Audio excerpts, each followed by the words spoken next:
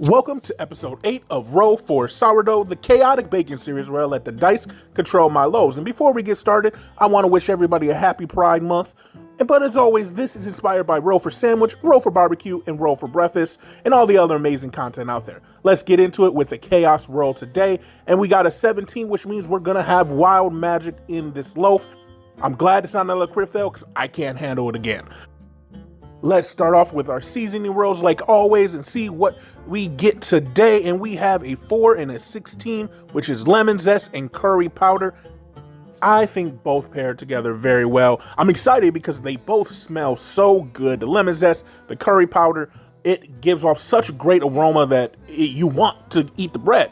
And now we move to the inclusions. I'm excited to see what we're going to add. And it's 14, 16 blue cheese and pretzel bites. We've had both before, so I'm a little sad that we get something new, but you know, it should pair nicely. So here we go with the blue cheese. I want to make sure I add enough that we get the flavor, but it's not overpowering.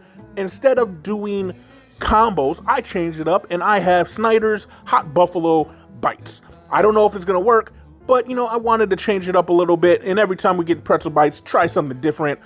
They were definitely big, made it a little harder to stretch and fold, but you know, it's what the dice gave us. And here we go with the wild magic, and we get a 12 bacon. We got bacon. If the loaf is saved, it can't be bad. How can it possibly be bad when it get bacon? And as Roll for Sandwich says, it's bacon.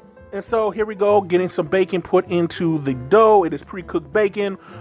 And you know, honestly, I might have added too much of everything because the dough was a little tight. But here it goes after sitting and proofing. Here it goes after the fridge, getting ready to go into the oven. This is halfway through, and this is when it is all done. It is looking great, a little flat, but not too bad. Here we are cutting into it, and wait till you see the color that it made. You can see the blue cheese, you see the pretzels, you see the bacon.